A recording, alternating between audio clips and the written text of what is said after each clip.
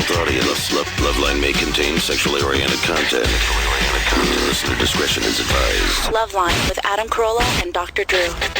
Hey, everybody, it's Loveline. I'm Adam. That's Dr. Drew in New York tonight. Dr. Drew, board-certified physician, addiction medicine specialist. Phone number 1-800-LOVE-191. Jack Osbourne is in studio tonight. Always good to see Jack. How you guys doing? Sitting in Drew's chair, and looks right at home there, Drew, so you might not need to come back. That'd be great. That'd be great. All right, buddy. Jack, let's see, 1,000 questions for Jack. First, we'll give the plugs out. The new Osbourne's, which just started, is out on Tuesdays, 10:30 on MTV, of course. Coincidentally, and really lamentably, if that's a word, is also the Crank Yankers premieres Tuesday nights at 10:30. So you get two TVs, or you TiVo one of them, or you flip-flop back and forth with just talking to Jack about his lovely time doing Crank Yankers. And big stars coming out this year. Got Eminem, I think, in the first season episode. Also, Jack is co-starring in New York Minute, which Dr. Drew is in. With the Olsen twins, playing the Olsen twins' dad, which is coming out. When did you say it was? May, Drew? Yeah, May, something like that. Big premiere coming up. Have they said anything to you, Jack, about premieres? I don't know. I did like an interview this morning for it. Like they're starting to do promotion. I think Really? Nice. There's going to be a bit of promotion, I think. That's so funny. Whatever. Drew, did they ask you to go out and do it, or just of course, shut your pie hole? They should shut my pie hole. All right, so that'll be surreal. I'd like to go to that premiere, Drew, if that's possible. We'll have to see. I don't know, Mr. Carolla. You can be my date, Adam. Thank you. The also, well, let's see. Saw Ozzy and Sharon last night on the Grammys. Ozzy seemed to be in good spirits, seemed to be in good shape. I know everyone's been bothering you, asking you all about this, but I've not asked you about it. How is he doing? He's doing good. He's doing really well. He got in a horrible accident in England on was it like the family estate? Yeah, we have like 300 acres over there, so we have these ATVs to get all around. And right, and this is the four-wheel variety. Mm-hmm. And he was riding along and hit a ditch, or what? Yeah, what happened? It was a bomb crater. Oh, really? Oh, my God. Yeah, it was a bomb crater in the backyard we never knew about because the grass was, hadn't been cut in a while, and it was, all grown over, and he hit it and just launched him off the bike. And the bike landed on him? Yeah. Oh, my God. So he was completely busted up. I mean, much worse than people initially thought. Yeah. Yeah, the stories I were hearing scared the hell out of me. Really, he arrested, you had no pulse and this kind of stuff. Yeah, he was on a ventilator for many days. It's awful. Yeah, the security guard had to revive him twice. Really? It's a good thing he knew how to do that, right? Yeah. Well, our security guards were like ex-cops and stuff. Oh, really? Because my thing, if I see like a bleeding bodies, I try to I go for the wallet. That's my whole thing. Poke it with a stick first. I poke it and run, and then stop and turn around and look, and then I try to get the wallet out of there. So the security guard really saved his life. Yeah. Sam's the man. And did you guys give him a raise, or? I don't know. He's taking us to the gun range tomorrow, so. Oh, good. Yeah. It's So Ozzy got in the accident. He was convalescing in England. I mean, he couldn't be moved or anything, right? No, he couldn't because he had a punctured lung. He couldn't fly for I think 2 months. Wow. And by the way, what goes on with flying, Drew, where the pressure is so great that people that are pregnant shouldn't be doing this, and old people sometimes, and people with certain conditions, yet we're in the plane, feels fine to us. What's up with that, Drew? Well, you're talking about in terms of the oxygen pressure? It's lower than normal. Going on? Yeah, I feel fine, though. I'm drinking like a fish. I'm criticizing the health. I'm not like the old me. You are your old self, but you do have a propensity to rag about your mom and grandmother a little more than usual. And you think maybe that's the thin oxygen? That's the low oxygen tension. I suspect that's it. So Ozzy made a almost complete recovery. Yeah. I noticed he was wearing a neck brace. Yeah, because he cracked a vertebrae in his neck. Right. So he's got to have the neck brace on, I think, for another 6 months. And he recouped it. I mean, at least to the point where he could travel. When did he get back to the States? I think about 3 weeks ago now. Wow. And so he's back at home. Everyone's at home. Mm-hmm. I was at the Osbourne house during the Christmas special. Really is spectacular. Wow, thank you. Yeah, I mean, I know you don't really have that much to base it on. I mean, I don't know where you were living. Where were you living before the Osbourne house? We had a house a little more west on Sunset. It was on was it Beverly Drive. Yeah, it wasn't a shoebox. I mean, it was a decent place, yeah, it was right? a decent place. It was just a little. It was one of those houses that has just a giant, massive hallway right when you walk in. So right. You could fart in your bedroom and hear it downstairs because it's so echoey. Yeah, I like that. Is there when I came over to the house there were commotion out front. Are there people hanging out front almost all the time every day? Yeah. And like on one sense I would find that disruptive and sort of frightening, and then on the other hand it sort of gives you a sense of safety, doesn't it, in a weird way? Like, I mean, how do you break into the Osbourne house without one of the jack-offs who's out front yelling at the guy who's climbing the fence? Do you know what I'm saying? Yeah, it's kind of like a double-edged sword. I mean, there's that level of those people, yelling at the guy jumping on the fence could all join in, They could go over they could storm the fence too. But we have guys with like massive guns sitting behind, so Oh, really? Yeah. That's what you say. I had no trouble getting in. Drew? You were on the list. Yep. How's flight okay? New York's all right? Yeah, it's all good. The weather's broken here. Now it's a nice 38 to 40 degrees. Nice. All right. What are you doing over there? Something for Trojan? I'm working for Trojan. They are introducing a new product which has a lubricant in it that gets warm. Oh, touches yeah. Yeah, it's cool. It gets on the inside so the guy feels it, and also on the outside for the female part. Loveline is brought to you by Trojan. Yeah, it's a good. Finally. Well, when has it ever been cold though? Yeah. No, what, but I mean, what it gets. Yeah. I mean, it really gets warm. It's like tingly and warm. It's a very cool product. Have you experienced this yet, Drew? Not on my penis, but on my hand. Okay. Right. But you're right. I should take him home and try him. While he was jacking an executive off, but technically it was on his hand. Very uncomfortable press conference, Drew. I was there. I thought it was inappropriate, but what you got a product to move. I'm not going to tell you how to do it. Well, what are you supposed to do? Put it on somebody's finger? I mean, It is true. It is marginally more offensive, like when the woman, the Planned Parenthood, puts the condom over the banana and explains how it's used. There's something sort of more bizarre and sexually inappropriate about that than it would be putting it on an actual penis. All right, so Drew's in New York. Me and Jack are here in L.A., and we got to start with a condom question for you, Drew. Ruth? Okay. Hello? You're 18? Yes, I am. You got a boyfriend who's 6'9", Yes. and he can't use a condom because he's too big?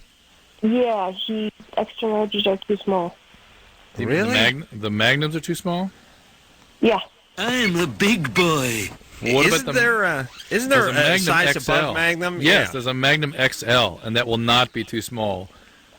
Well, he's 9 inches long and a 7-inch circumference. Magnum XL, okay? That's what they're for. 7-inch circumference? This is guy an Magnum elephant? XL. Yeah.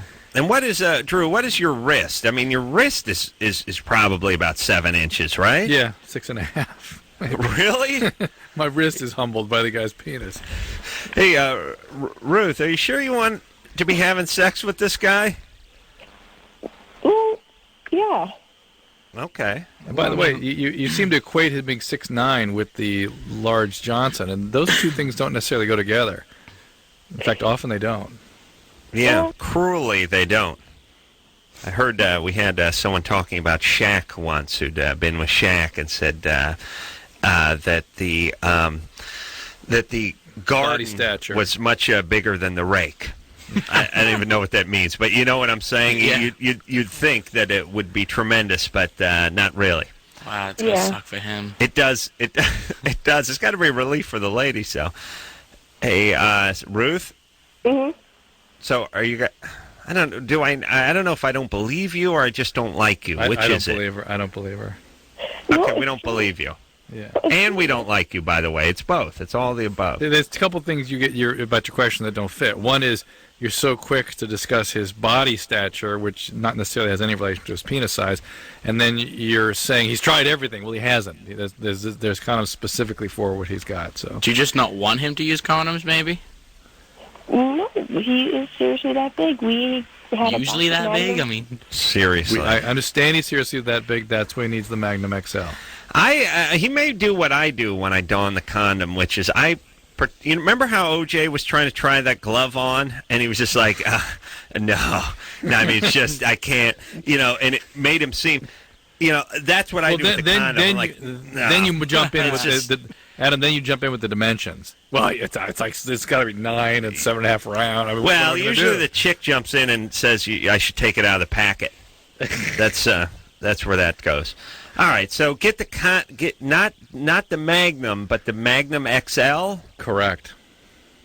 Okay, and look, we got to do in this country. We got to start working our sizes out to the small, medium, and large. We got to get back to those simple days of small, medium, and large, not the grande and the vente and the double grande and the mega and the mina and they're like big you go. Gulp, all Yeah, that. we don't have a medium. We have a large, an extra large, and a jumbo tall. tanker, and a tall and a wide.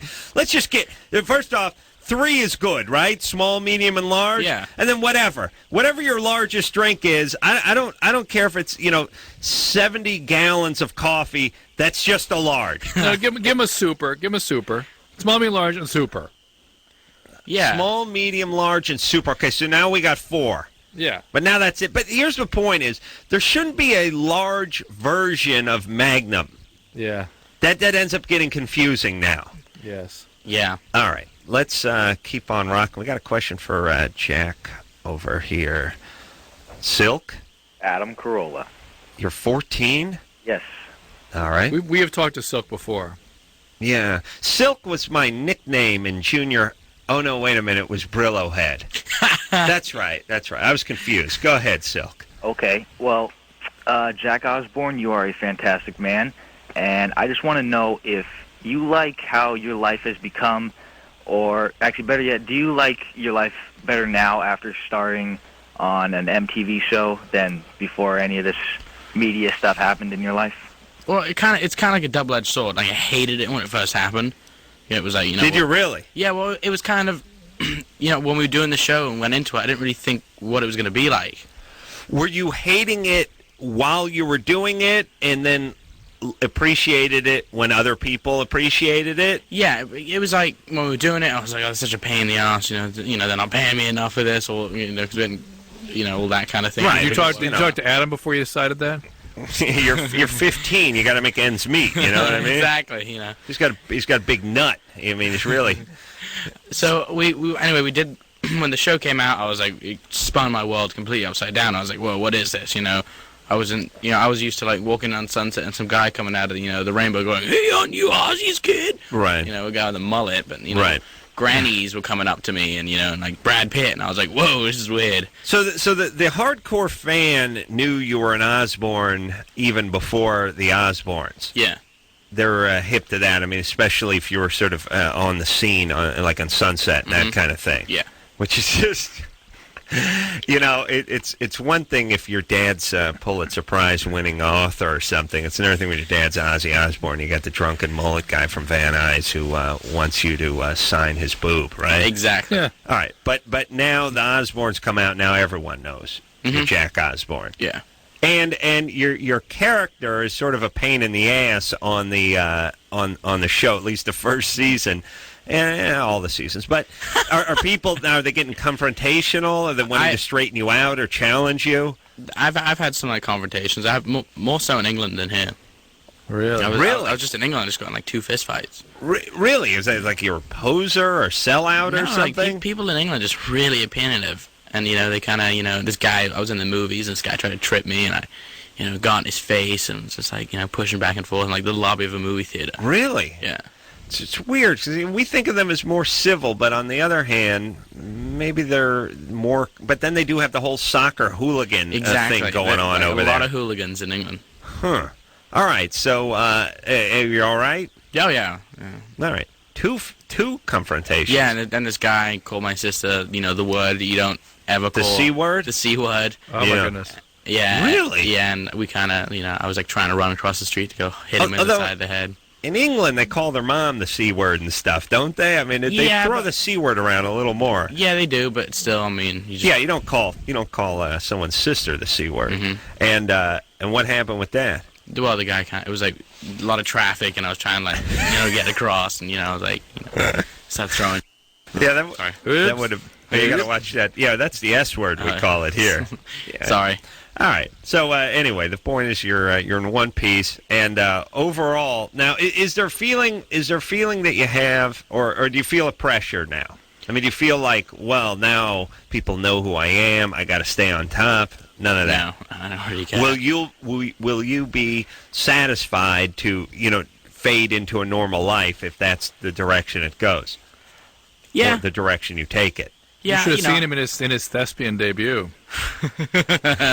He just ate that camera up. I did. I was just at full, Well, you do seem like you're enjoying.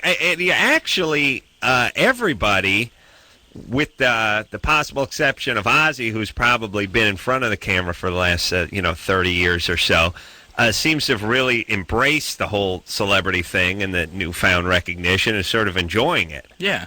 That's kind of nice. Yeah, I mean, the other side of things are, it's a lot of fun. You get to do a lot of things, other people won't be able to. Mm-hmm. And it's kind of, it's a blast. And what do you do with education? I'm not a big fan of education, but you're basically done with it about the 10th grade, right? Yeah, well, I got held back when I moved here because I didn't have enough credit to move up a grade, so they held me back. I should have been in 10th grade, but I dropped down 9th. The amazing thing about Jack is a living testament to the superiority of the British educational system.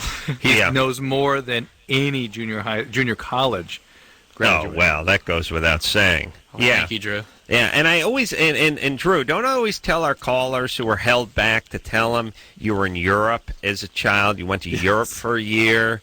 You see, like it's the best angle, which is, people go, well, wait a minute, you're 17. Shouldn't you be a senior? And I got held back a year. People, you get the retard stamp on your forehead, right? And as well you should, because to get held back in this country means you've just consumed so much paste that it was coming out of your pores, and it means here's what you have to do. You have to eat a metric ton of paste and attempt to kill a teacher with stab them with a shiv. That's like the only way.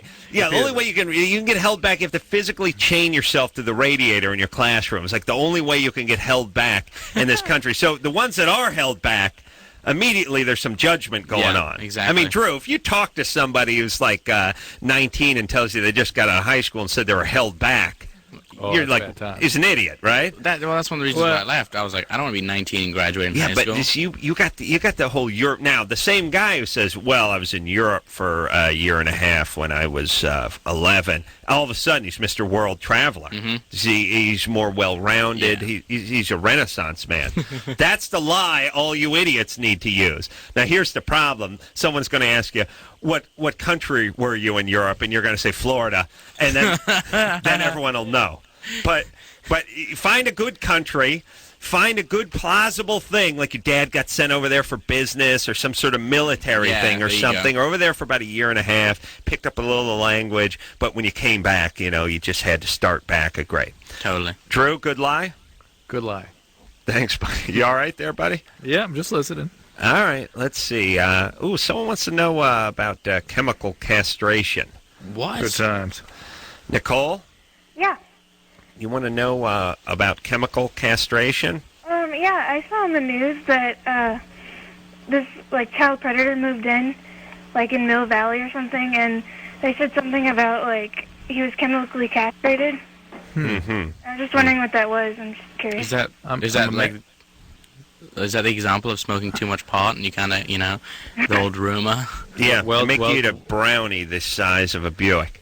Yes, well said. That will make you chemically lower your testosterone levels. However, I think what they're talking about is basically a pituitary hormone that sort of, actually a hypothalamic hormone that reduces the output from the glandular system so the testosterone shuts down in the testy. So don't dip your sack in acid? No, it's the same thing. Because I pictured that. It's basically the same thing they use for women to before they hyperstimulate their ovaries to harvest the eggs for implantation and whatnot. Imagine what that would smell like if they dropped your sack in acid. You know those fumes that came up? You know what I'm saying? Sack alone, minus the acid, bad enough, right? After a long day? Sack and acid, worst smell ever? You ever heard of a Rocky Mountain oyster? Yeah. Yeah, they deep fry them. Yeah. And by the way, let me just say this. We'll get back to chemical castration in just a second. But the deep frying, if you have to deep fry something, that means it's not that good. You know what I mean? Like when people go, oh, no, this is great stuff. You roll it in breadcrumbs, an egg, you hit it with a little this and a little pepper, and then we deep fry the whole thing. But you could pretty much deep fry a golf ball and it'd be decent. Have you ever had a deep fried Twinkie? No. That there's a restaurant out in Santa Monica. Really? It's called Stoners? It's this place called Lulu's Blue Plate. They have the deep fried Twinkie. Do they do the deep fried? I've heard of the deep fried Snickers bar. I think it was kind of taken from that. Right? Yeah. Deep fried. It's amazing. Well, as you see, Jack's into the health food. Yeah, you know. The waiter's like, sorry, we're out of the deep-fried Twinkies. We can put a bullet in your head. That's close facsimile. Wow. And when you deep-fry a Twinkie, doesn't the gooey stuff, doesn't the creamy filling come out? I think they put it in, like, pancake batter and then deep fry it. Yeah. And it kind of holds it all in. And do you sprinkle some powdered sugar on it or something? There's like powdered sugar. They come like a little bit of like strawberry, whatever goodness, and ice cream, and that is good. Awesome. And how do you eat it? By the way, then. Yeah, it is. It's just a fork. You just cut it. And oh my God, how many Twinkies can you do? I've always only ever done one. Twinkie is a awesome food, by the way. Do you know you can unwrap a Twinkie and leave it on your counter for 3 years, and you could still eat it? Oh, really? It's got that much crap in it. Jimmy Kimmel ate a piece of Canadian bacon that was thumbtacked to the wall of the studio at the old K-Rock for 1 year later. Ooh. He actually, and it was fine, by the way. Yeah, that was the old Jimmy. The new Jimmy, I think, doesn't go longer than 6 months before he eats that Canadian bacon.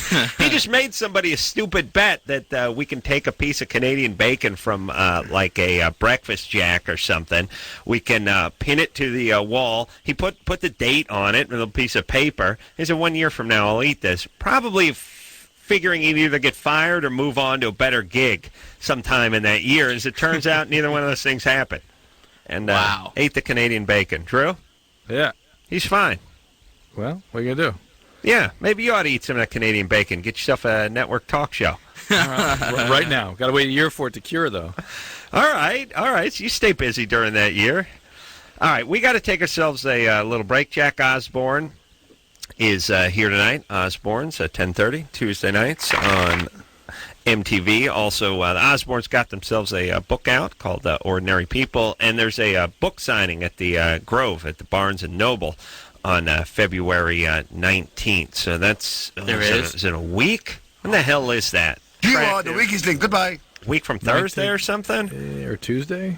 Whatever. Wait, I'm really doing that? You got to be there, and you got to bring a pen. Oh, my God. It's the one in Santa Monica, right? The Grove. No, the Grove is the one by the Farmers Market. Yeah. Fairfax and 3rd. That's right. Okay. Yeah. Remember when you used to live in this city, Drew? Yes.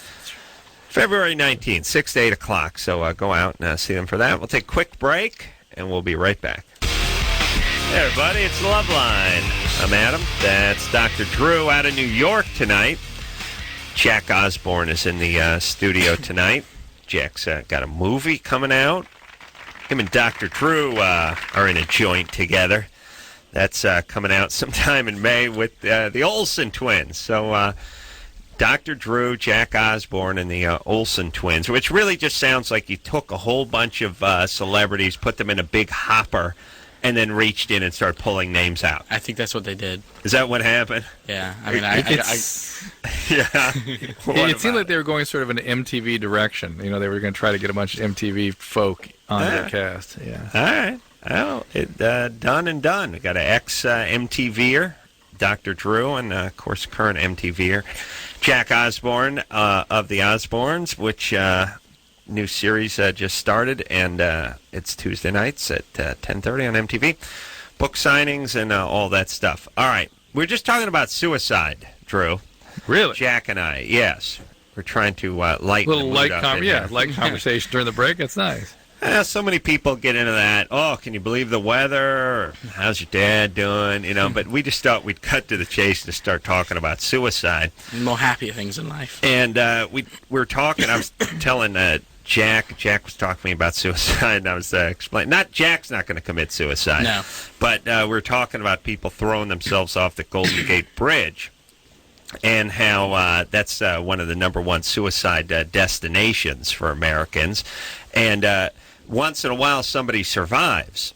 And I was watching a show where they were interviewing the survivors, a handful of guys that jumped, made it, never died, and they all said the very first thing they thought of when they jumped is they wish they hadn't done it. Wow, interesting. And I thought, wow, that's got to suck for all the people that didn't survive. Well, wouldn't you feel kind of godly if you did that and survived? Wouldn't you think, well, I must be God or something? Yeah, I think that anyway.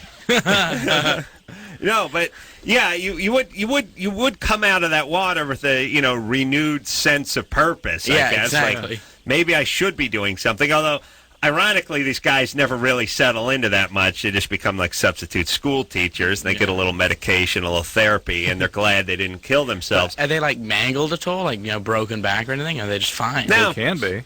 See, now these guys happen to be, suicide success stories, Drew. Although I wouldn't want to hang with one of these guys. I wouldn't want to get on an airplane with one of these guys just in case. or drive cross country. Wait, have you heard about the guys though that like put shotguns in their mouth and survive? Oh, no. Oh, that you see, like they interview them, they have like half a head. Yeah. See, okay, this is my thing.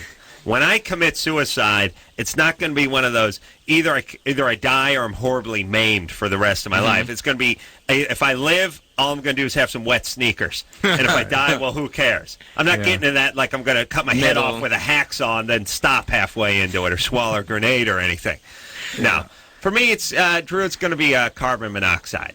Yeah, that way just your least important organ would get injured if you survive your brain. My brain? Yeah, that's fine. No, here's what I'm going to get some prescription drugs from Drew, dope myself up pretty good. Drink a bottle of whiskey and then you're done. Maybe a little Crown Royal. I figure splurge. Go with the good stuff. Go with the single malt. Go with the top shelf. There you go. Stuff and $300 bottle. And then fire up the SUV and shut the garage.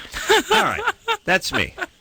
Or jump off the bridge. So if I change my mind, but I would hate the idea of my parting thought of, oh Christ, I didn't want to do this. And then what do you do on the way? Trying to turn around like as soon as they jumped. Yeah, the instinct has to sort of set in, doesn't it? Yeah. Right, you're scrambling. Yeah, and then what's the move? Is the move like, well, now I've committed to suicide. Should I cover my nuts and do that thing where the Navy SEALs jump off the helicopter into the ocean? Try to straighten myself out and see if I can do it, or do I just see if I can pancake on the water and like, yeah. I'm not sure. For me, it depends who's watching. If there's some chicks watching, I go for a move. Yeah, you just swan dive. Yeah, try to do some like your aerial ballet before you just finish yourself off. Right. If not, it's uncontrollable flailing mixed with some number two. Okay. See if I can get some number two out. That'd be a very interesting image. Yeah. Again, proving Galileo's theory. Yeah. It will follow you down. That's right. Emily? Yeah. You're 13? Yeah. You're, let's see, you masturbate 5 times a day? Yeah, about. Where were you when I was 13? Right. Do you masturbate to orgasm 5 times a day? Usually I orgasm about 3 times a day. Wow. Wow.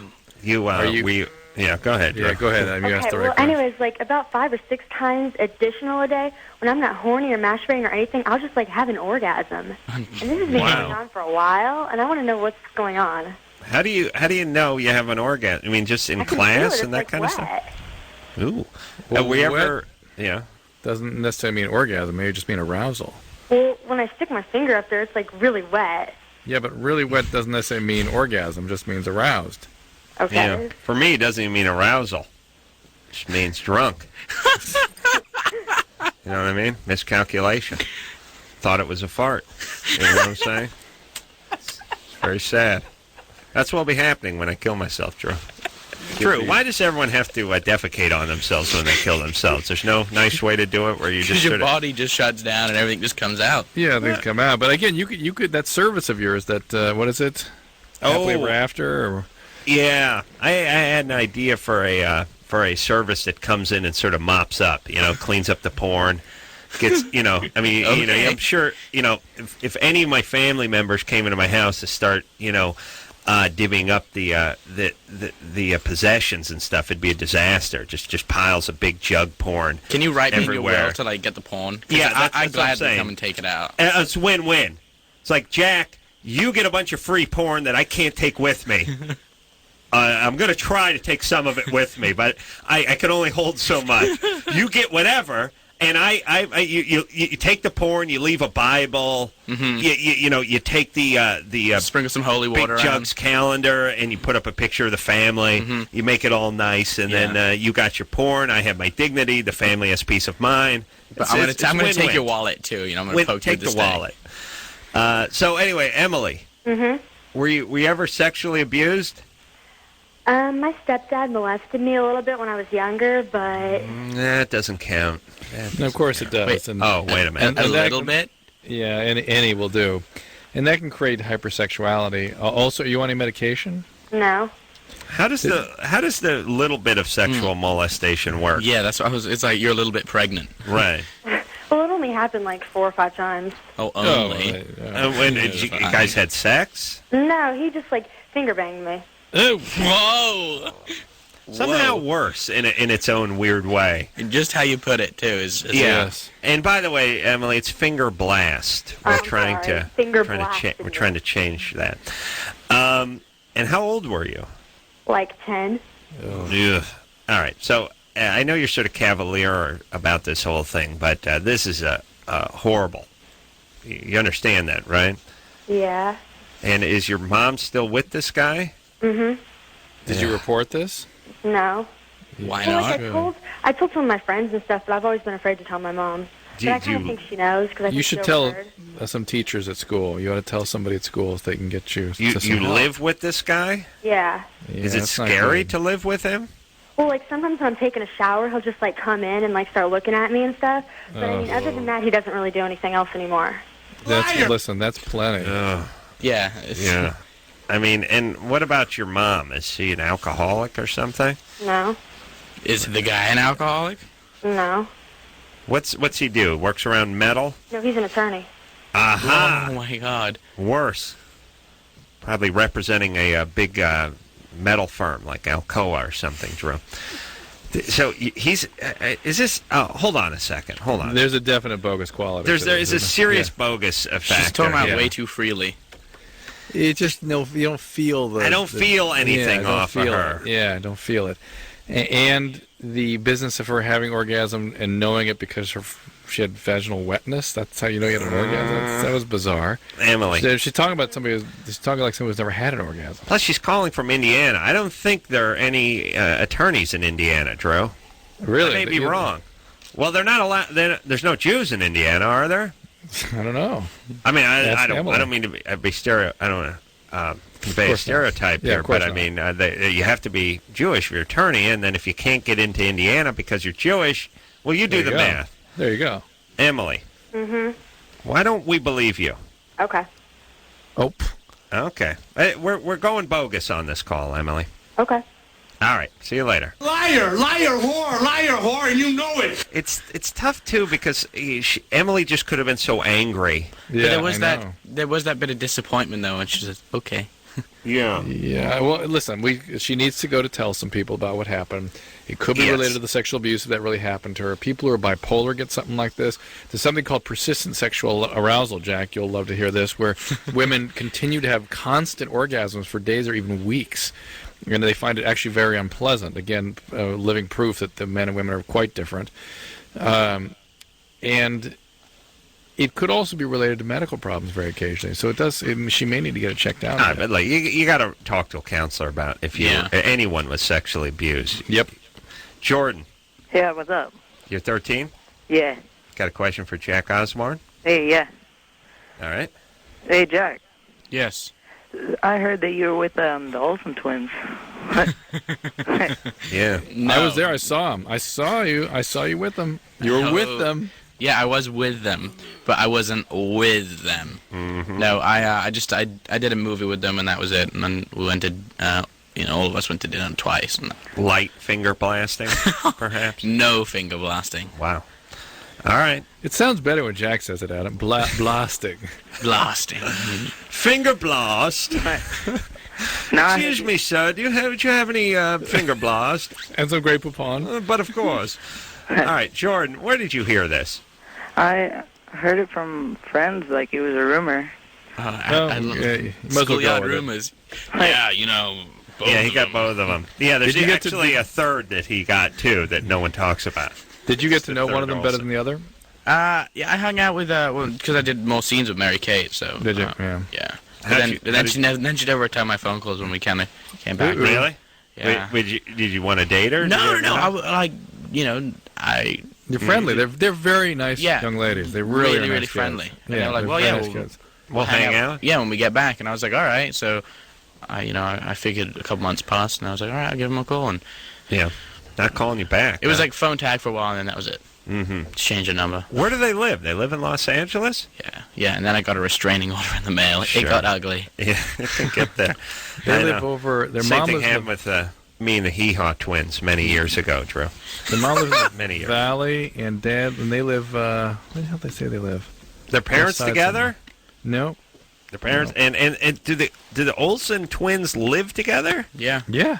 They even have matching cars. Really? They live there. It's a family. Dad, live with their dad. Oh, and they're well, a bunch of other kids. No, but I mean that's what I'm asking. I mean that's what I meant was you said the dad or the mom lived in the valley and then they live, and I thought you meant they just live alone together, but they live at home. Yes. Yes, they do, Drew. Yes, they do with their dad. Okay, and they're what, 18? 17. 17. They'll be 18 shortly, any time now. Yeah, I think in June. I like to think of anyone attractive as 18. Do you know what I'm saying? I mean, anyone you have unclean thoughts about? Yeah, they're all 18. Everyone's 18. Do you know what I'm saying? Hillary Duff, 18. Have you seen that girl from the OC? She's like 16 and is insanely hot. And playing someone who's older. Wasn't she on the show, Drew? Yeah. Yeah. What's her nose? I know it. Hey, listen. Hey, look. I don't know what everyone wants us to do. I was looking at Hillary Duff on the Grammys last night. She wasn't looking too hot though. Look, I'm 39. She looked plenty hot. Okay. Where I was sitting. She looked plenty illegal. It's like, oh, what do you want us to do? I mean, she's she's all wearing a makeup like Eartha Kitt from Batwoman or from Batman. She's got the short skirt and everything. What are we supposed to do, Drew? Do you know what I'm saying? Pretend they're 18 like you do. All right, buddy. There you go. Jack Osbourne in studio tonight. We'll take a quick break. Jack's 18, yes? Yes. All right. Watch out, Jack. For a little late coming back from break. I get it. Yeah, we're going to try some of those condoms that heat up. Bring some back for me, Drew. Finally, they're called warm sensation condoms. Finally, hunting technology makes its way into the bedroom. All right, we'll take a quick break. Jack Osbourne's here, and we'll be right back after this.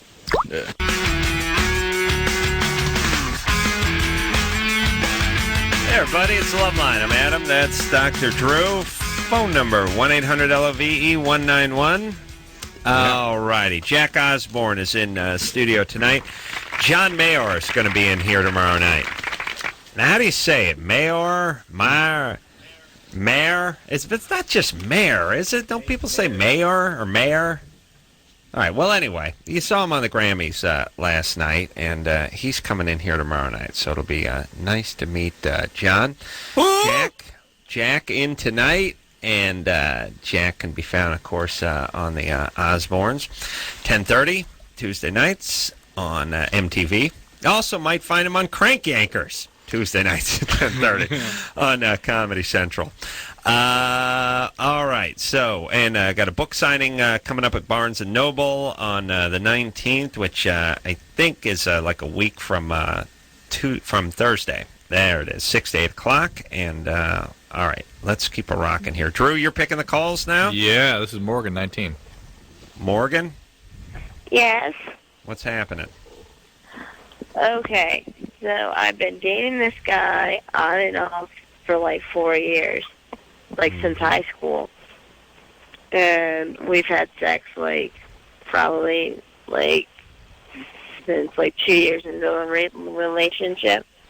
And like all of a sudden, like last week, he was like, no, we can't have sex anymore. And I was like, what? And that was all he said. Really?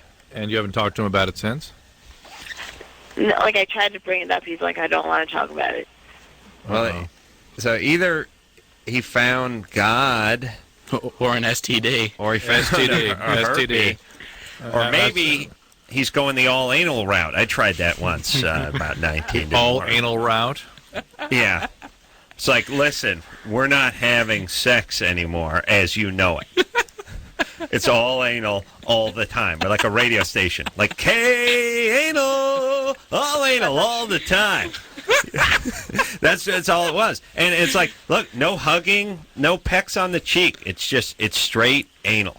He's That's got an STD. it from he's this got point an STD. forward. Think about it, Yeah. Adam. It's a guy, a 19-year-old guy, all of a sudden shuts down. Either he's got a new girlfriend, in which case he'd begin talking about that, or he's got an STD.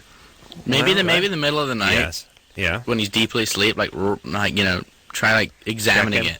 Yeah. Take a magnifying glass out.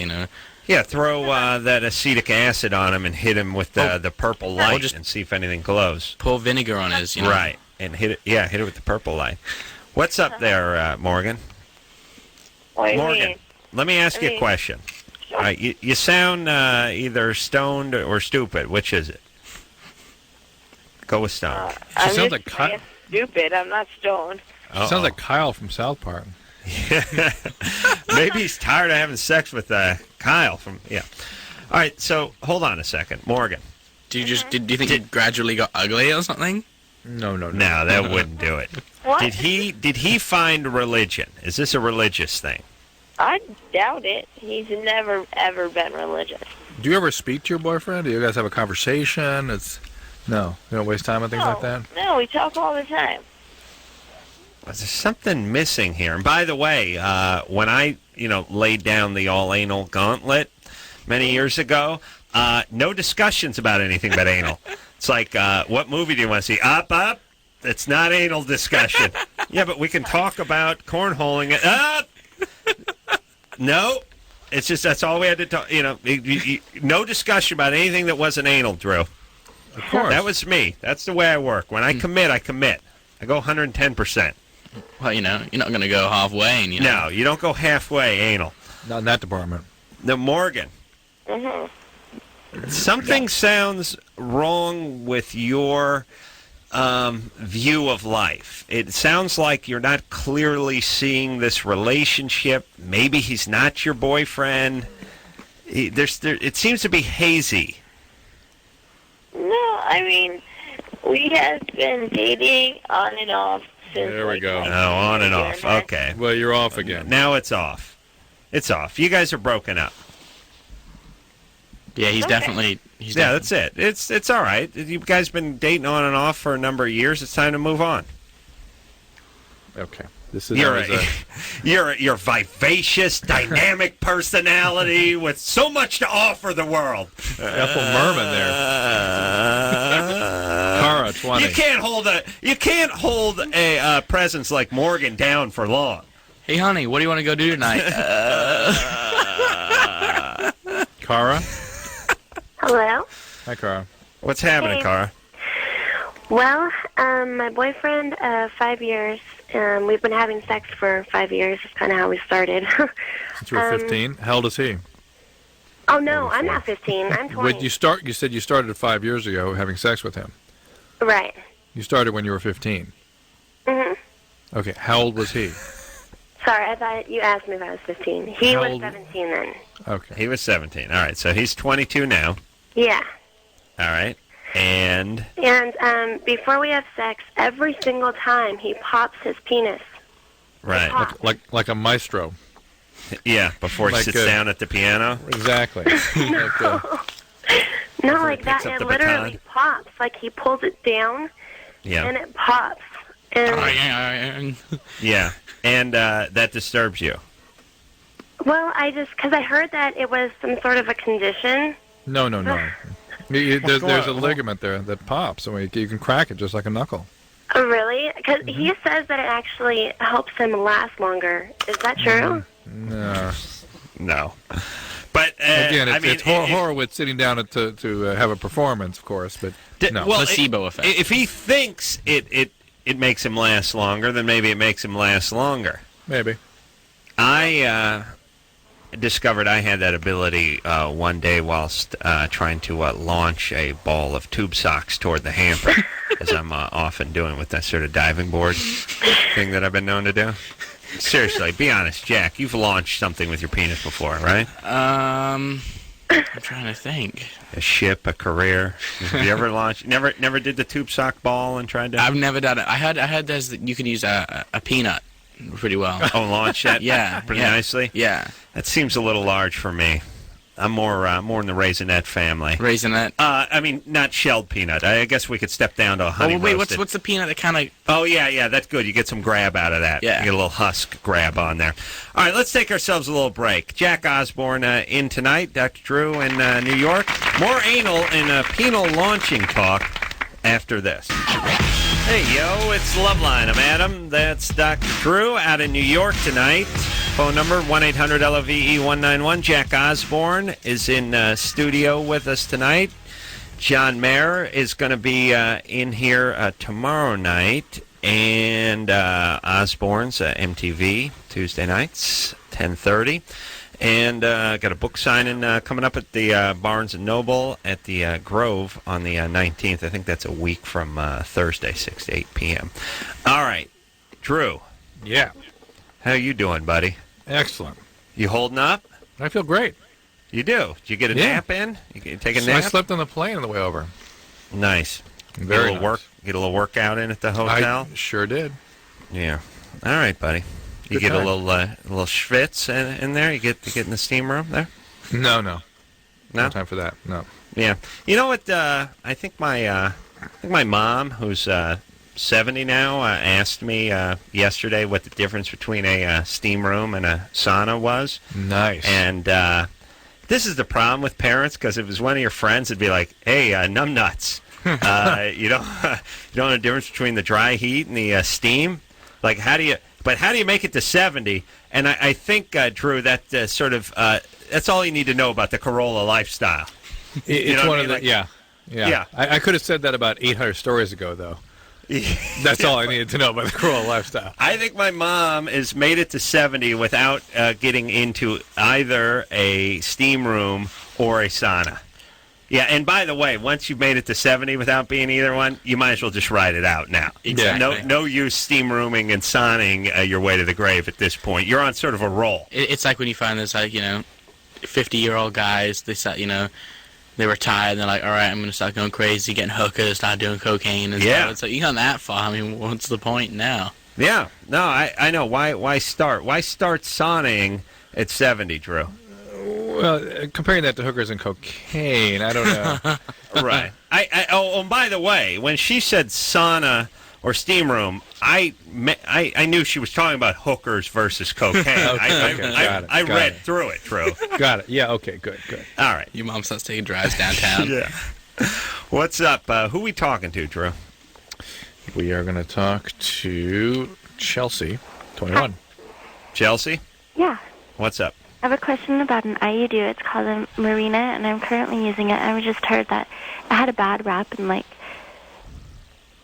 think it was the early 90s, but this is a new one, so I'm just kind of quite sure about it. What about the IUD, Drew? Was it popular for a while, then it had some problems? They had some problems where people were getting infections and maybe having some fertility problems. It was primarily the Dalcon Shield that sort of ruined it for all IUDs. And it became something that insurance companies and people that put IUDs in were not willing to risk bringing back. But it's come back, and the form in which we have now are impregnated with hormones and things, and they seem to be quite safe. So it's becoming a renewed interest in this and a very effective way of inducing contraception. For me, I had such horrible experiences with it when I was in training I still have sort of a funny feeling about recommending it to somebody that's never had children, but definitely if somebody's had children.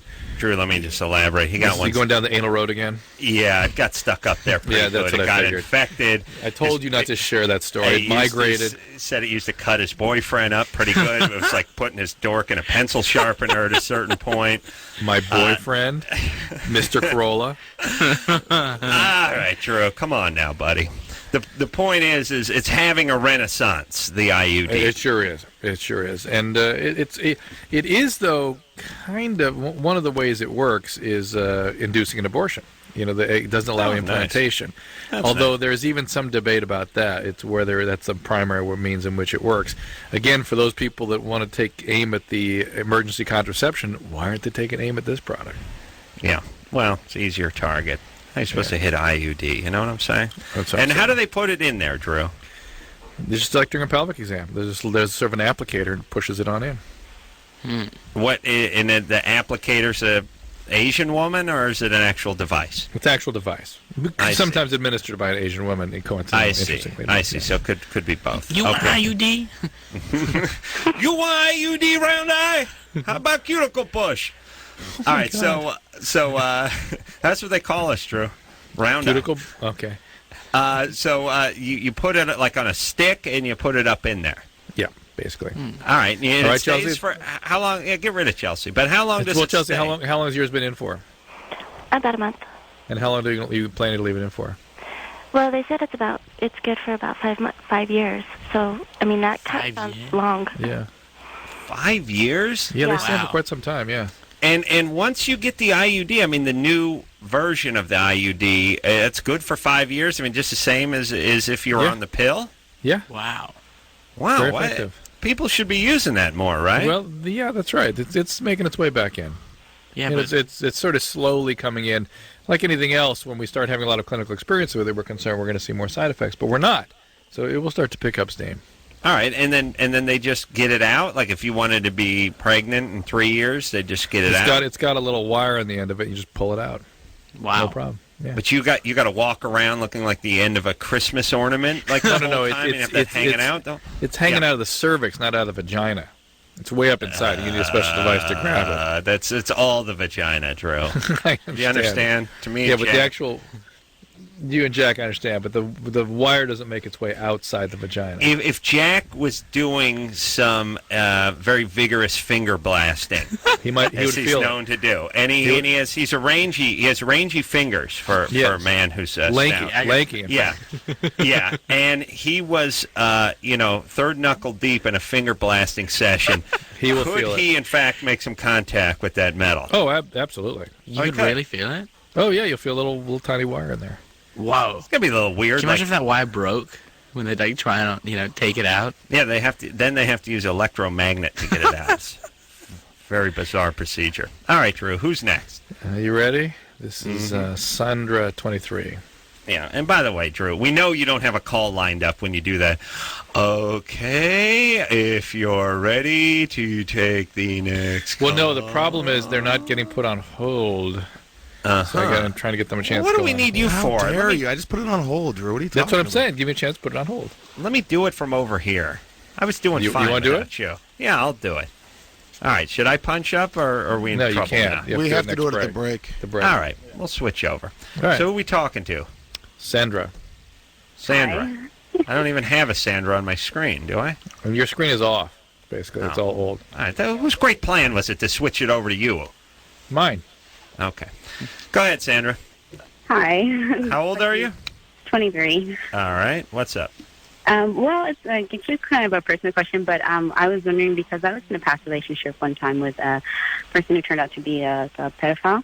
Mm-hmm. And I was wondering if that's something that I could accidentally continue, like meeting guys who are pedophiles and not knowing because of some issue that I have. How old were you at the time when you dated this guy? She was 9. I was 17. I dated him for about 5 years. How old was he? He's a year younger than me. He was 16? 16. He was 16, yeah. I didn't, well, when we hooked up, I didn't know he was 16. So. How did you find out he was a pedophile? Well, long story.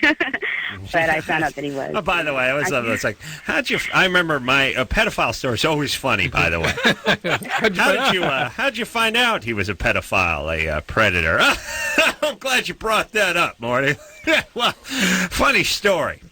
He was sexually molesting a 4-year-old. That could have been 5. I don't know. We'd had a few cocktails. I go on It was too spring long. break. Yeah, you know how guys can be.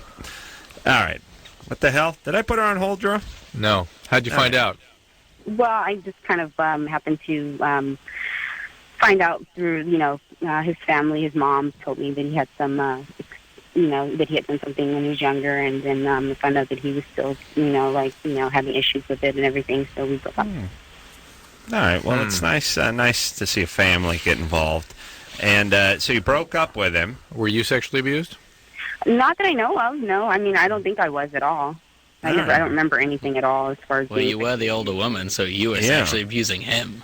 And by the way, when you're a 16-year-old pedophile and you're dating a 17-year-old, she's like an old maid, right? I mean, when you're 16 and you're a pedophile, you have to molest zygotes, right? No, that's his beard. Oh, I see. It's just using her. Yeah. Yeah. All right. So, hey, look, what are the chances you're going to get another pedophile? That's what I want to know. So, Dr. Drew, can you kind of help me with that one? Well, you clearly sort of head towards guys that are not exactly healthy. Yeah, I'm like in a relationship right now with a guy who's older, a lot older, and likes younger women. So I'm wondering if that's, kind of that same issue. What was your dad like? Or was he around? I had a stepdad, so he wasn't really in my life, my dad. Why'd he leave? Oh, my mom, and they broke up. I don't know what exactly happened. You never asked why? She married somebody else. Yeah, no kidding. But why? Why did she break up? Well, that's what I mean. He married someone else while he was married to her. It's like why'd he die? His heart stopped beating. Right. He married someone else who was married to her in another country. All right. Your dad's a bad guy. guy. Dad's a bad guy. Yes, your dad's kind of dad's a sociopath. So you're sort of finding. Oh, yeah. He is. So you're finding a way to new sociopaths. I mean, you may want to kind of try to break that pattern. Maybe guys that you find super attractive, you ought to kind of stay away from and stay with guys that are a little more boring. Yeah. Well, what the question too is what? Oh, damn! I lost my train of thought, Drew. Screw it. She's on. Sorry. Let's just keep moving. All right. Don't date any more pedophiles. Yes, sir. Thank you. That really helps. I was curious. Yes, I know what my question was. How old is the guy you're dating now if you say he likes younger women and he's older? He's 37. 37. She's 23. Yeah. So it's right on the... kind of weird, yeah. Right on the border. All right. All right, good times. Good times, though. Unless the guy's a producer, as I've said many times, then he can go well into his 60s and bang 20-year-olds. Right, Drew? Yeah, of course. This is Christine. Or radio talent. Christine is 13. Mm-hmm. Christine, what's up? Oh, yeah, radio My question is, I got my first orgasm when I was 12 from my boyfriend. From your boyfriend? Yeah. How did he do that? He finger banged me. Finger blast. Finger blast. Fine, finger blast. Yes, anyway. whereas finger bang is so juvenile sounding, whereas finger blast is so noble sounding. You know what I'm saying? Sure, you think that. Doesn't matter to me. Yeah. Anyway, either way, I can't masturbate, and it sucks because orgasms feel so good. And why can't you masturbate? And I want to know if when I was younger, I was sexually harassed. I want to know if that has anything to do with it. Harassed or abused? I guess a little of both. Who did this to you? It was when I was 11. Who did it? My school. What happened? Like, just like, touching me and shit. And who did that? Who did that? Drop the S word, by the way. A little bit there, 13-year-old. Who did that? Just like another kid at the school. Another 11-year-old? Yeah. Wow. That probably didn't screw your wiring up too much. I don't know. It was the most serious case like my school had seen since like some girl got raped in a bathroom like 20 years ago. Understood. It's a very, very serious issue, but we're wondering whether it could really mess with your sexual identity or sexual wiring, so to speak. And probably not at 11. You're pretty well wired at that point. I mean, if it were some kind of horrible traumatic experience, you can have sort of post-traumatic stress reaction. But the fact that you have orgasms, you're kind of awfully sexually active, which makes me worry that you're kind of trying to master the trauma of that experience by acting out with your peers. And then you're asking the question, why can't you masturbate? And that, I don't think, has anything to do with what happened to you. Okay. All right, but, good times, right? Why don't you masturbate? Well, I try, but I can't. Why? Go out and get a pocket rocket. She's 13, everybody. But if she's getting finger blasted, already, unless she's Jewish. If she's Jewish and has had a bat mitzvah, then it's okay, because technically a woman. Yes, Drew? Right, yes, or a man. A woman, yes, woman. That's right. Not Jewish, though, yes? No, I'm not Jewish. Shocking. All right. Let's keep moving here, Drew. Okay, so I don't know how we helped her. Get some therapy for the molestation. The trauma, and then slow down a little bit, and then Jack had some advice for her. This is Dana, 24. Hi. Hi. Oh, my God, I can't believe I got through. I love this Great. show. Thanks. All right, my question is, I've been going to AA. My mom's an alcoholic, and I'm pretty sure I am, too. And I've been sober 29 days, but I'm still smoking Congratulations. You're still smoking pot. You're not sober. Yes. You're not sober, Jack, exactly. tell her. Anything that affects you from the neck up does not make you sober. Oh, really? What step are you on, Jack? I'm in the midst of my fourth. Fourth step. What's the one where everyone calls me and apologizes for stuff they did to me? The eighth and ninth. Oh, don't get to that 8th step. Nothing more annoying. Hey, man, who is this? It's John. What's up, buddy? I haven't talked to you in like 4 years. Yeah, man, we got to talk. What? What is it? Hey, man, I did some things I wasn't too proud of. Well, look, we all made our mistakes, John. No, man, seriously, it's not okay. No, it's cool, man. No, it's not. I have to make you more uncomfortable now than I did when I was coming on to you when I was loaded 5 years ago. Now it's really weird because we're both sober. At least then I knew you were drunk, and I could say you're not going to remember this one. No, we got to talk. Now just listen. Drew, let's eliminate that 8th step where you call everyone and annoy them. That's important. Well, how about you send a letter or use a carrier pigeon or something? Here you do that? Hey, instead of turning tail and running at him, get right to that I forgive you part. That's what I try. I just start. Now anyone who calls, if I haven't talked to them more than 3 years, like, hey, how's it going? Oh, yeah, you're absolved of all sin. You're fine. You're cool, dude. I just wanted my cordless drill back, man. Oh, I thought we were on the 8th step. But then wait a minute, Drew. Here's what I want. You know the phones with the caller ID? Yes. I want one that has an 8-step ID. The 8-step ring, a special ring with somebody calling I know an 8 when step. someone is calling to come clean on the 8th step. Bill W's voice just starts coming out. That's right. Wow. Yeah, and all you other steps are fine. You call me on the 4th or 5th, maybe the 28th. You won't like the 4th, Drew. Adam, you don't want to hear a 4th. Let it go on for quite some time. Call me like the 17th or 18th step. Okay, but Dana, here's the deal. You're getting to recovery early because you saw what happened to your mom, and for whatever reason, you haven't sort of grabbed onto enough motivation to actually be sober. Right. I mean, when I went to AA, I had never been before. I had gone to Al-Anon a couple times when I was younger, but I had never gone to AA for my own problem, and it started to get worse. And I don't want to drink, but I have no desire to stop smoking pot. Well, So until you do, marijuana is one of the most addictive drugs that people get involved with today. It is an opioid for some people, and it is profoundly addictive for a subset of people with a family history of alcoholism. Yeah. And until you're ready to stop that, you shouldn't be wasting anybody's time. And going to meetings is only a tiny, tiny piece of the recovery. Getting a sponsor and working the steps and following directions and being completely honest is the foundation of recovery. Right, and that's why I haven't even looked for a sponsor yet, because I feel dishonest going to meetings. But should I stop going? I do think. No, don't stop going. Yeah, I don't want to stop going. But the foundation for a meeting attendance is you have to have a desire to stop. And you're saying no desire to stop the weed, Drew. It says the desire to stop drinking. But it's the same thing. I have the desire to stop drinking, but not it's to all stop the same. smoking. Drew, she found a loophole in the big book. It's not a Give her some loophole. credit. It's not. Because, hey, okay, do you have a big book? Yeah. Okay, read, what was it? Acceptance is the answer. Okay. And it talks about a guy who was doing a lot of drugs, and, it's all that. You got the big book, Jack? Yeah. And is that coming? Comes in paperback now, right? It comes in paperback, even pocket edition. Jack's going to be signing the big book down at the Barnes and Noble. No, strange enough, it comes in a small edition. Oh, really? Yeah. All right. Pocket, small edition of the big book. But everything is in the big book if you read it carefully. It's all there, strangely enough.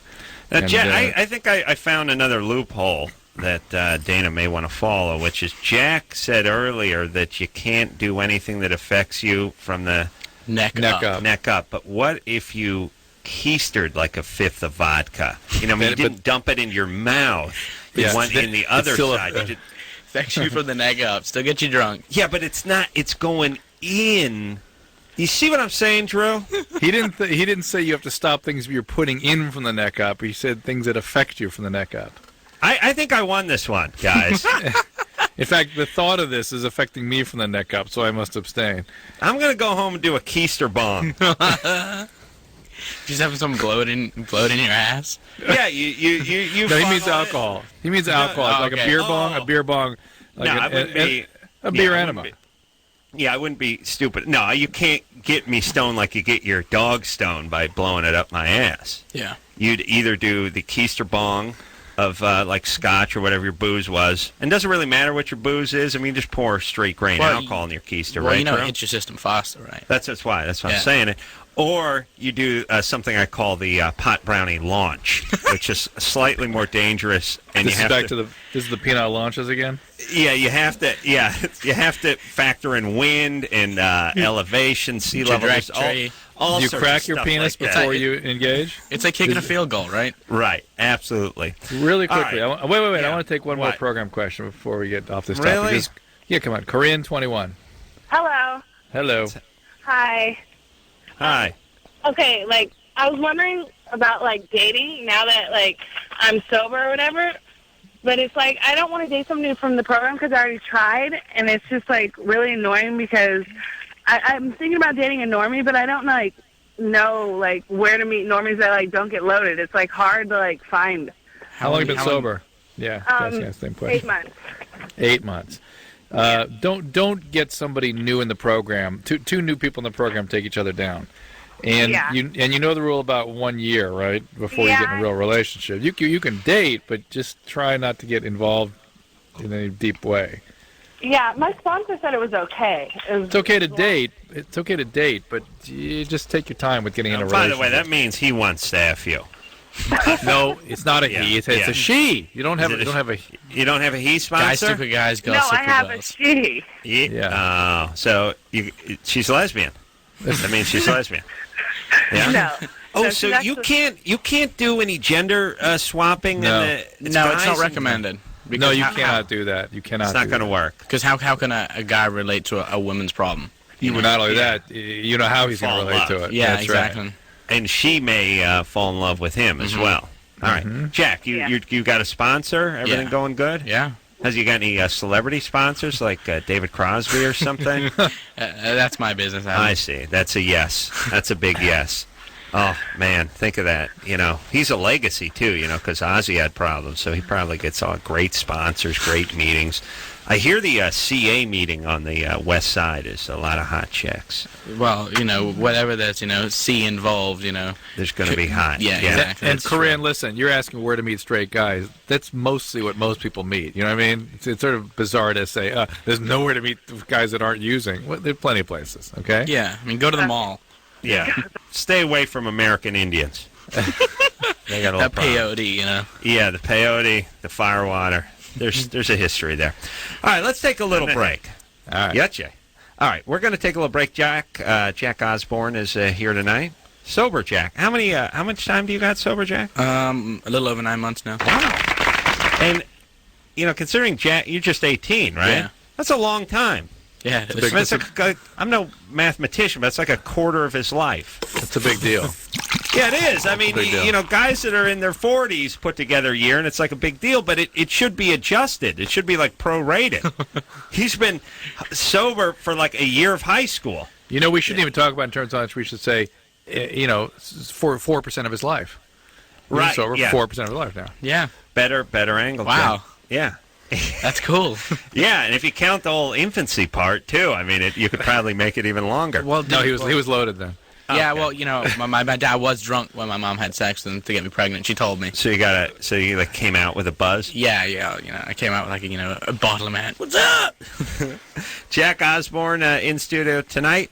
Drew, we're going to pass the phones back over here, I think. All right, that's fine. I'll hang up. Much easier because we're way off here. I don't even have the thing turned on. All right, we'll take a quick break. We'll be right back.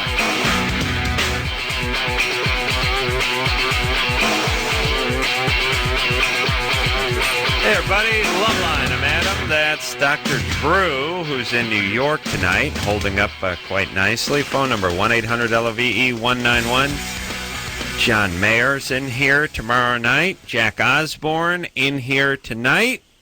And it's back to the phones we go.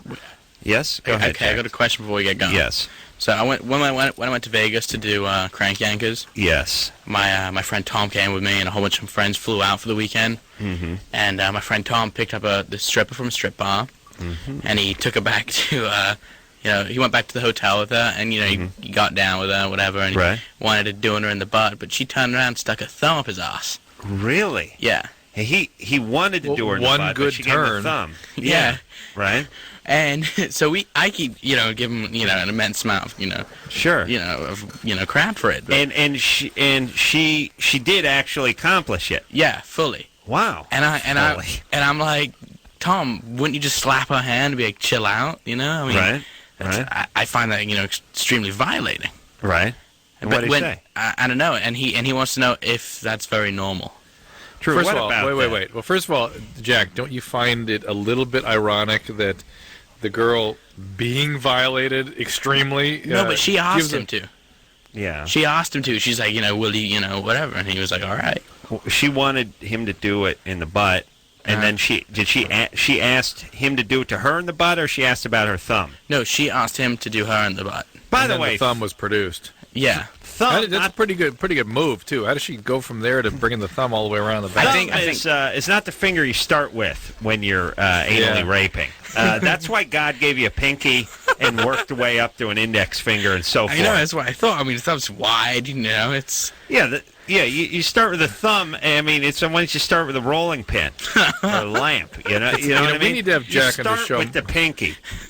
More often. Yes. We can get into these amazingly graphic topics, and yet it sounds like he's describing sort of Devonshire cream or something. Get the thumb in the arse. Yes, I thought it was very violating. Yeah. That's more the, and Jack, by the way, we know you're talking about yourself, Jack. Whenever someone says a friend, we know it's your ass you're talking about. I'm not. Okay. All right. So, Drew. Yeah. What's etiquette if a stripper wants to put a digit in you? I think you let your hand make the appropriate provisions. Like so you stop her? Yeah. Like I said, we start with the pinky. If you look at your hand, it's sort of graduated, It's like one of those Russian wooden dolls where there's a smaller one inside of each one. You start with the pinky and you work your way up to the thumb. My thing is like, you're going to, digitally, rectally rape me. Let's compromise. We start with the pinky, we move into the index, and then we go the F finger, we go the middle finger, and then we take a little break. Let's see how we're both doing with it. If you're doing fine with the dry anal rape, and I'm feeling good about it, then we can talk about moving toward the thumb. Yeah, but he was definitely, otherwise, he was definitely the man that weekend, though, because that morning he had a threesome with a roommate. Really? Yeah. I know. What is this now? Is he scoring? You got guys scoring because they're friends of yours, right? I took him under my wing. He's like my little protege, I showed him. Yeah, well, not anymore. I showed him the ropes, and now he's taking those tools and. Wow. Is he wearing condoms? I hope through all this. Yeah, of course. Yeah. Let's hope she was wearing them on her hand, like she was wearing some gloves. All right, let's talk to. Let's see. Go to line 3. Chandler? Hi. You're 17? Yeah. You got a 26-year-old boyfriend? Yeah. And he chafed after having sex 5 times on Saturday? Yeah, it probably wasn't 5 times, but it was enough to get him out. How were you doing after that? If he chafed. Right. He chafed, you didn't? Well, I mean, I got sore, of course, and I took a rest, but I'm okay. And he's You're still right. is he having some sort of an outbreak there? Did he ulcerate or anything? I don't know exactly the details. I just know because I spoke with him on the phone, and he just said that it's chafing and it hurts really bad. That he can't put any kind of like lotion or whatever on it. It just steams and it's just really dry and chappy. And even when he goes to the bathroom, it's just really just not. Sometimes herpes will present like this. Sometimes some vigorous activity will bring on a nice herpetic eruption, and people think it's chafing, but it's actually herpes. But chafing can do this too. He gets checked once a year, and I don't know if that's exactly true, but herpes would not be detected unless your doctor were there to see an outbreak. So he needs to go now when he's having problems. You have to F your doctor in order for him to diagnose herpes. It's true. Or it's either I've seen the pamphlet. You're a bucket of sand. Yeah. Oh, you got an ashtray down there? No. Litter box? What do you got? Maybe gravel? I'll do Got a something. quarry? Hydrochloric acid. Listen, wait. I don't trust this guy. He's 26. You're 17. He's talking about. Well, that's another story within itself. That was something else I was going to bring up, but. What about it? Well, myself, I have a tendency to want to date older men just because of the stability factor. The what factor? The stability factor, like the maturity level, and I think maybe that's relative with all girls, but there's like a really huge Yes, of course it is. But when you, in fact, are 27 yourself and look at a guy that would date a high school age kid, you'll realize that guy is not mature. He's an idiot. The older guy that would date you is not the mature guy. Coincidentally, strangely enough. I recommend you start sticking your thumb up his ass, because he's going to be getting a lot more than a thumb in there when he goes to the pen. It is. Might as well start loosening him up. And Drew, it brings up a good point, which is it is ironic. There's like 15-year-old girls dating guys that are 31 because he's so mature. Yeah.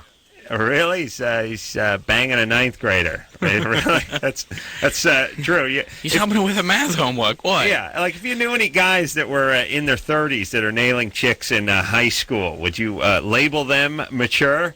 Right. There's sort of no more immature human.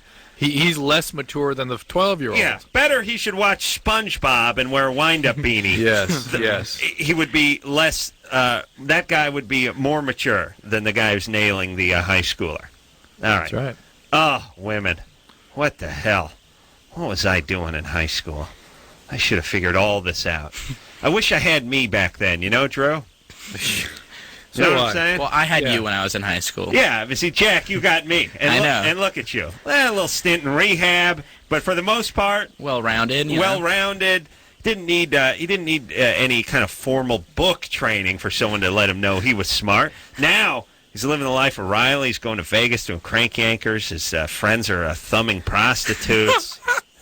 What a life this kid has. And because he had me, Drew, do you understand? That's why. Yeah, I had you a little bit, Drew, but it was too late. I was already out. The damage was done. The cement was dry. Yeah, that's right. All right, let's go to line 1 and speak to Amanda. Amanda? Yes? You're 15? Yes, I am. You gave your adopted brother a BJ 8 years ago? Yes. So you were 7? Yes. I have a history of being molested when I was stayed by my grandpa. Were you molesting your brother, or was he molesting you? No, it was kind of mutual. All right. We both kind of wanted to experience it. Sure. So, I mean, no, you were molesting him. Well, how old? Well, we got to find out how old the stepbrother was, don't we? He's 2 years older than me. He was 9 at the time. So you were 7 and he was 9. Yeah, and I'm 15 now and he's 17. And I mean, for me, like, a lot of guys tell me I'm good looking. And I've asked, like, because I have a boyfriend now who's my brother's age, and I asked him the same question. I go, if I was your adopted sister, would you do the same stuff? And he knows what I did with my brother. And he goes, yeah, I do it. Well, so I'm not tracking all this, but look, the fact is, she posed. Is it going to affect me later in life, or yes. is it? Yes. Well, no. Well, like, hold on. You had already been a victim. Yeah. Grandpa taking a pass at you is where the real damage was done. not this event. Is it awkward around your brother, though? Huh? Is it really awkward around your brother? No. Really? Well, the brother's going to be weird because of like this. Thanksgivings are uncomfortable at the Carolla house because my sister still owes me $1,200. You know, I could only imagine if she blew me. You know what I mean? Like, it's already a little tense around the table. I just couldn't imagine if there was oral sex involved. Well, did you ever sleep with one of your sister's friends? No, though I had one of my sister's friends, Mindy, stole a shirt of mine once, and I knew it. My sister and I got in a big argument about it, but I never got any sex off of their friend. Well, like, you know, when they walk in, there's kind of that awkward, like, you know, what's going on, you know, like, what are you guys doing? You got any sex off Kelly's friends? Yeah. That's a big yeah. That's a big yes. Of course. Oh my God. See, you got me. You see, you got me, and you got Kelly. But you know how to build a house. That's true. I'm crafty. All right, Amanda. Yes. All right. So, how about some therapy for what your grandfather did to you? I've had that, and my parents know about it, and they know about what my brother and I did. Oh. And I mean, it was a shock to them, and we've stopped. How many years did you go through therapy? I'd say about 5. Oh. All right. Well, it probably what makes you sound marginally sane now for all you've been through. And what did your parents do with your grandfather? I'm adopted, so my biological grandpa did it to me. And, oh, I see. Before. And he did it to my mom, my birth mom, and her sister. Of course. It really would make my night if that old F was dead. Is he dead? I think so. Oh, great. I hope Fantastic. Let's drive up to Fresno and go find him. Hope so. But, it sort of misses the opportunity to kill him, though, doesn't it? Well, yeah, I've nice to always bring him wanted back and to kill go him. back and find him and just beat the living crap out of him. Right. But, All right. I mean, that's not right, and, Yeah, no, it can be. Take a pair of pliers and a blowtorch, Tom. That's right. Amanda. Yeah, okay, so all the feelings you have, and like I said, what happened with you and your stepbrother is not where the real damage occurred in this accident. I understand that, but, like, I know it was mutual, but, I mean, he kind of forced me to do it. And I didn't know better, and I'm just a 7-year-old girl who's naive. Right. And, if he told me to go jump over a bridge, I'd do it. Okay, But, well, I mean, the point But is, I think you were that's just victimized. Yeah, being a victim, you would do whatever anybody told you to do. That you felt sort of the power over. Felt him had power over you. You would just immediately freeze and just do whatever they told you to do. And this 9-year-old, unless he had been sexually abused, is not likely to be sexually directed. They just don't know enough to know how to do that. They really don't understand it. No, to explore, but to try to do something towards orgasm is not a normal behavior of a 9-year-old. Well, I don't know about toward orgasm, but you can't have an orgasm at 9, can you? Most males can't. Some females can. Really? Sand comes out. Sweet. Big powder, big talc blast. Hey, Drew. Yeah. This is why if I adopt, I have the kids checked out. You know what I mean? You know, like when you buy like a good used car, they do like the 120-point safety check, and they, change everything and call the recondition it. Yeah, you know what I mean? I mean, you got to really check into this stuff. Well, they usually do. I mean, there's usually like a lot of background information on the family and all that. I mean, Drew, what are you supposed to do if you adopt kids where you know there's a history of sexual molestation and they're going to be under the same roof together? It's really like the Romanian orphans and stuff. People are very unrealistic about what these experiences do to people's behavior, development, and brain function. And if you're taking on a child that's had serious trauma, you got to be prepared to be extremely vigilant, structure the environment so the kids aren't left alone together ever, and lots of years, lifelong, essentially, of mental health services. Yeah. Oh, boy. All right. Hey, but good times. It takes all kinds, too. It really does take all kinds. I'll tell you it does, Adam. I'll tell you it does. Jack Osbourne is in the studio tonight. We're overdue for a break, so we're going to take that real quick with Tim. Tim. Hello? Tim. Yeah. Stoner Tim, you heard of a new way to smoke pot that uses the vaporizing machine? Right. I'm sure you've heard of it. Yeah, I have. Yeah, Jack has. So I tried it. Yeah, is it better? I mean, is it safer? Yeah. Well, it. Here we go. Yeah, go ahead, Jack. All right. what it is, it's it doesn't burn it. It heats it. It makes it really hot. So you essentially just are smoking the THC crystals from. You're getting the vapor of it, right? Yeah. And I mean, some say it's a waste of weed, but it gets you, pretty baked. Really? Yeah. Like you need more potent pot these days? Yeah, I know, seriously. It's like borderline heroin. Does the pot last longer? Is it like more efficient way to do it? Well, it's kind of like you get really high and without burning that much, and then you can kind of save it later, and I'll tell you, kids today, Drew, remember we were just smoking out of those toilet paper, cardboard rolls with the foil stuffed into it, or the pipe that was made out of the tin foil or the hollowed out apple or something. These kids with their newfangled vaporizing machines, huh? And the price of a lid then, too. Oh, a lid. $10 you get a lid for. We still never did figure out how much pot is in a lid, but it's a lot. All right. So they work. What if you have like a respiratory condition? You don't want to smoke. You don't want to smoke, though, Drew. You don't want to smoke. You just want to inhale the weed. You want the same high. It probably would be not as bad for you, I bet. Nope. Very good. Is that not true, Jack? I don't know. I don't know. I wouldn't think so. You're not inhaling that much. Yeah. Well, it's not smoke. It's not. Smoke is very irritating. So we'll take ourselves a little break. Jack Osbourne here tonight. We'll be right back after this. Hey, everybody, it's Loveline. I'm Adam. That's Dr. Drew coming out of New York. John Mayer is in here tomorrow night. Saw him on the Grammys last night. Jack Osbourne in here tonight, just talking a little Vegas strip club with Jack during the break. Drew, you stay at the Hard Rock a lot there in Vegas, yes? I have not been there in years, actually. Not since they built the new addition. Well, they do have one of the places I enjoy is across the street, the Club Paradise there across the street from the Hard Rock. That's a strip club?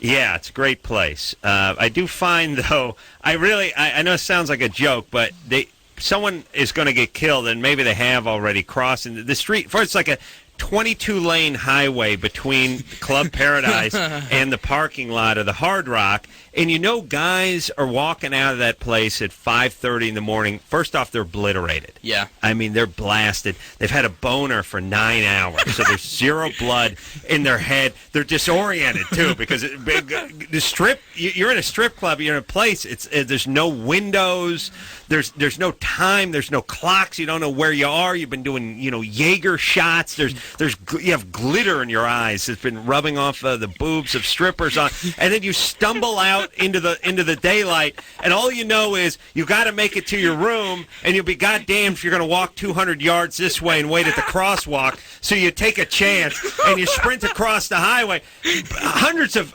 people must be killed by trucks every year.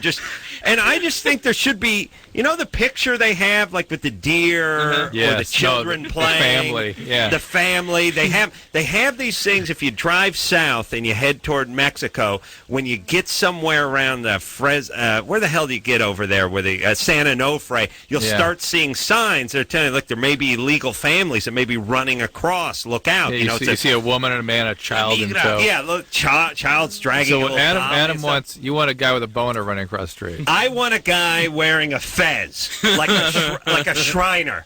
And I want those little zip things coming from his head, those twirly zip things that shows you're effed up in the cartoons, Yeah, the eyes will just be X's. The eyes will be X's.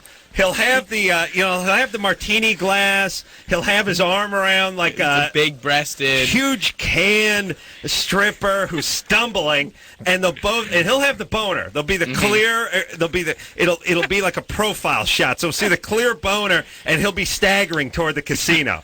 This is going to let you sober people who are delivering paper and driving to work, dairy and driving to work. You need to slow down. And this is the life's blood of your city, by the way. You don't want to kill these people off. They'd have the convention in Branson next year if you kill one of these guys. All right, Drew, that's my plan. Let's work on that. Seems sensible. Mm-hmm. Yeah. I did go to Club Paradise once and leave, and it was actually light outside when I came out, and that's sobering. Mm-hmm. Yeah, that's rough. You're like, well, what's my purpose in life? I can't believe I'm doing this. I got a better plan. They need to build a tunnel to the casino at the Hard Rock. Underground. Where you would never then see light. You could just go back and forth between the tunnel. In between the tunnels, like there's a slot machine and a glory hole, like halfway. Halfway. In case you stop, you got a pocket full of nickels or a sack full of semen.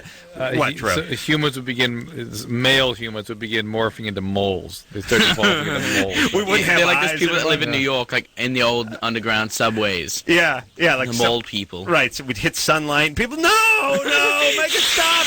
Just smoke coming off my skin and my groin. All right, and maybe a little vomitorium down there too. So because you've been eating the nachos, fried cheese, and the nachos, doing the Jaeger shots. You may need to make a little space as you work your way back to the casino. Definitely. What do you Time think? for break. Time for break. Oh, buddy, I wanted to take some calls. Oh my God. All right, let's take a little break. One call. One call? Yeah. One call? No, Please. we're out of time, Please. buddy. Okay, let me see who's been on hold the longest. 118 minutes. Meredith. Hi. Hi, we have 11 seconds. Okay. Like whenever I get intimate with like a guy, I get really turned off, and I'll take care of him, but I won't like let him take care of me. I don't know why. You're lesbian.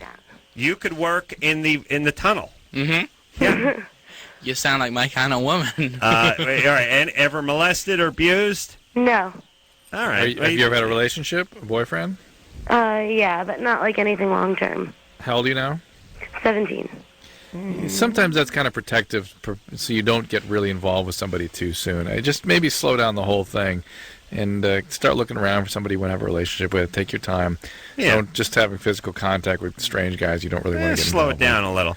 The tunnel would have one of those moving sidewalks like at the airport because you couldn't walk at that point. Shall we finance it? We should work on this, and then we work on the bullet train to Vegas. Okay. Yeah. All right. Well, Jack Osbourne here. Take a quick break. We'll be right back.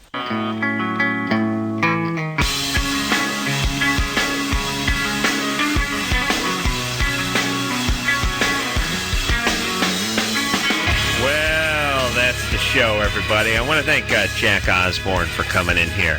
Thank you. I like the new Sober Jack. You like the new Sober Jack? Yeah, it's all the fun of the old drunk Jack and the coherency of the new Sober Not Jack. falling asleep in the coffee. Yeah, I like Jack. He really could have gone one of many directions over the last few years, and I think he ended up going the right one. Yes. So be it. Okay, Drew, you happy about that? I am happy about that. Another success story. So, Jack, you come back anytime you like. All right, and right on. say hi to us and say hi to the family. And until next time, this is Adam Carolla for Dr. Drew saying mahalo. This has been Loveline. The opinions expressed on this show are not necessarily those of the staff, management, sponsors, or this station. The producer for Loveline is Ann Ingold. Loveline is a presentation of Westwood One Entertainment.